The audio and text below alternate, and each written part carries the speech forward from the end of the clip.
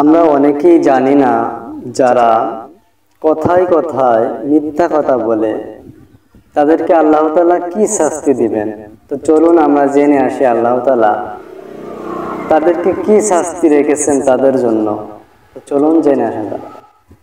আল্লাহ তাআলা কোরআনের ভিতরে বলেন, ফি কুলুবিহিম মারাদন ফাজাদাহুমুল্লাহু মারাদন ওয়ালাহুম আযাবুন আলীম বিমা কানু ইয়াকযিবুন।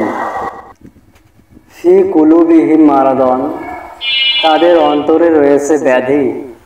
ফাজাদাহুমুল্লাহু মারাদন, আমি তাদের অন্তরে সেই ব্যাধিকে বাড়িয়ে দিয়েছি। ওয়ালাহুম আযাবুন আলীম, নিশ্চয় তাদের জন্য রেখেছি যন্ত্রণাদায়ক শাস্তি। বিমা কানু ইয়াকযিবুন, কারণ তারা মিথ্যা কথা বলতো। তাহলে আমরা এই আয়াত থেকে জানতে পারলাম যে যারা মিথ্যা কথা বলবে তাদের অন্তরে আল্লাহ তাআলা মোহর মেরে দিবেন। তাদের ভালো কথা ভালো লাগবে না, ভালো কাজ ভালো লাগবে না, এবং তারা কথায় কথায় মানুষের সাথে মিথ্যা কথা বলবে। এটা হলো দুনিয়ার শাস্তি। আর আখিরাতের শাস্তি হলো আল্লাহ তাআলা তাদের জন্য যন্ত্রণাদায়ক শাস্তির ব্যবস্থা করে রেখেছেন।